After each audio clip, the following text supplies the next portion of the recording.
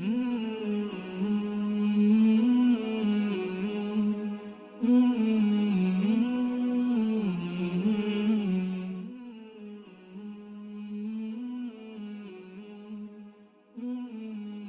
پر زکوٰۃ کے حوالے سے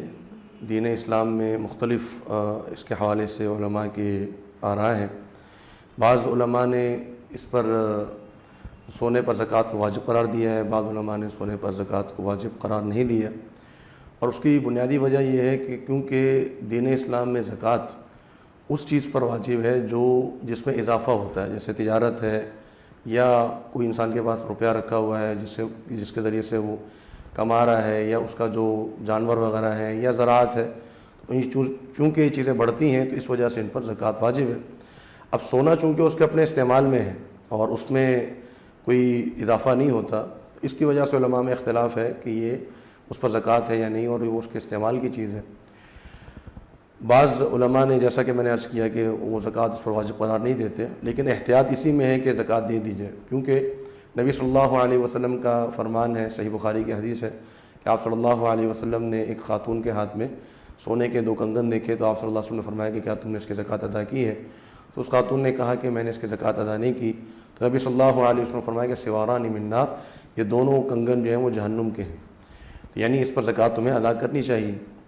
اور سنن ابو داؤد کی حدیث ہے جس میں سیدنا علی رضی اللہ تعالیٰ عنہ اس کے راوی ہیں، نبی صلی اللہ علیہ وسلم نے فرمایا کہ جس شخص کے پاس 20 دینار ہوں تو اس کے جو ربع دینار ہے اس پر اس کی اتنی زکوٰۃ واجب ہے، یعنی تقریباً 2.5% اس کی زکوٰۃ واجب ہے۔ تو اگر 20 دینار کا ایک ہم وزن دیکھیں تو تقریباً ہمارے آج کل کے گرام کے حساب سے تقریباً 84 گرام بنتا ہے، جو بعض کے ہاں تقریباً کوئی 7 تولے یا 7.5 تولے کے قریب یہ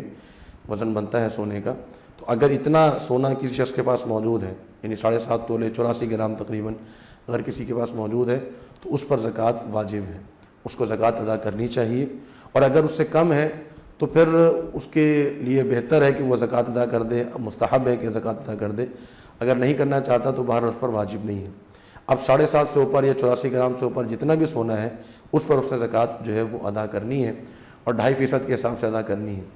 اب بعض لوگ یہ سوال کرتے ہیں، بعض خواتین کی طرف سے یہ سوال آتا ہے کہ یہ سونا ہمارے پاس موجود ہے تو کیا زکوٰۃ ہمیں دینی ہے یا ہمارے شوہر نے دینی ہے زکوٰۃ؟ تو زکوٰۃ واجب خاتون کے اوپر ہی ہے، کیونکہ وہ ملکیت اسی کی ہے،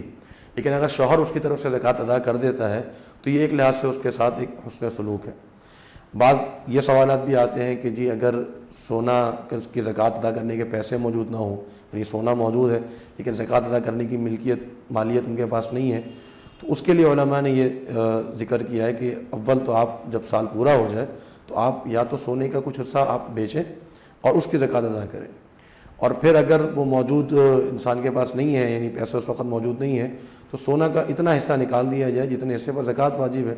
یعنی اگر مثال کے طور پہ 100 گرام اس کے پاس موجود ہے تو 2.5 گرام وہ سونے کا نکالے، اور چاہے تو وہ سونا ہی بطور زکوٰۃ کی ادا کر دے، چاہے اس کی قیمت جو ہے وہ زکوٰۃ کے طور پہ ادا کر دے۔ ایک غلط فہمی جو ہمارے ہاں زیادہ تر چلتی ہے وہ میں ذکر کرنا چاہوں گا کہ بعض لوگ یہ سمجھتے ہیں کہ جی اگر ہمارے پاس 3 تولے سونا ہے اور کافی مالیت میں ہمارے پاس رقم موجود ہے تو کیا رقم اور سونے کو ملا کر ہم پر نصاب بنتا ہے، کیا زکوٰۃ واجب ہوتی ہے؟ تو یہ غلط فہمی ہے۔ سونے کا جو نصاب ہے وہ وزن ہے، یعنی جب وہ وزن اتنا پہنچ جائے 84 گرام تک تو اس کے اوپر زکوٰۃ واجب ہو جائے گی، اور جو پیسہ ہے اس کا جو نصاب ہے وہ مالیت ہے، اور وہ ہم دیکھتے ہیں چاندی کے حساب سے، یعنی اگر چاندی کی جو زکوٰۃ ہے وہ تقریباً 48 تولے پر ہے یا 50 تولے پر ہے، تو اگر اتنی مالیت کی جو رقم ہے وہ اگر ہمارے پاس موجود ہو، جو اس سال تقریباً علماء نے 50,000 یا 52,000 روپے ذکر کیے ہیں، تو اگر اتنی رقم کسی شخص کے پاس موجود ہے تو وہ رقم کی زکوٰۃ ادا کرے گا،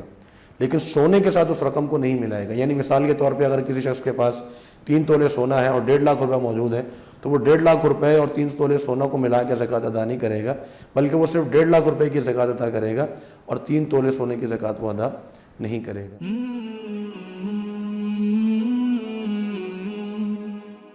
سبسکرائب کریں اور بیل آئیکن پر کلک کریں تاکہ آپ کو بر وقت ہماری ویڈیوز کا نوٹیفیکیشن مل سکے۔